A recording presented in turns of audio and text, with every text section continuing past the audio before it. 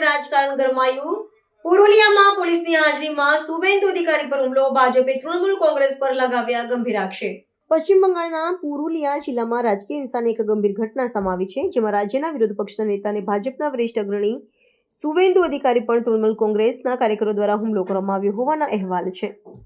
પ્રાપ્ત વિગતો અનુસાર એક જાહેર કાર્યક્રમમાં હાજરી આપવા જઈ રહેલા શુભેન્દુ અધિકારીના કાફલાને ઘેરી લેવામાં આવ્યો હતો અને તેમની સામે સૂત્રોચ્ચાર સાથે ધક્કામુક્કી કરવામાં આવી હતી। ભાજપનો આક્ષેપ છે કે આ સમગ્ર ઘટના પોલીસની પ્રત્યક્ષ ઉપસ્થિતિમાં બની હતી અને સુરક્ષા દળો માત્ર મુખ પ્રેક્ષક બનીને તમાશો જોતા રહ્યા હતા। હુમલાની આ ઘટના બાદ રાજકીય વાતાવરણ અત્યંત તંગ બની ગયું હતું। પોતાની સુરક્ષામાં ચૂક અને હુમલાખોરો સામે કડક પગલાંની માંગ સાથે શુભેન્દુ અધિકારી પુરુલિયાના સ્થાનિક પોલીસ મથક ખાતે જ ધરણા પર બેસી ગયા છે।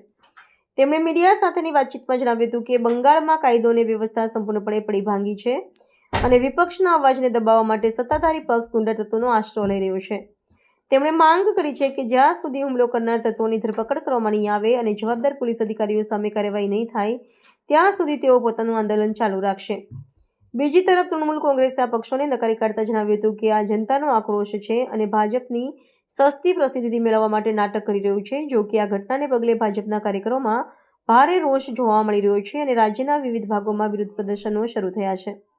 રાજ્યપાલ દ્વારા પણ આ મામલે વહીવટીતંત્ર પાસે અહેવાલ માંગવામાં આવે તેવી શક્યતા છે।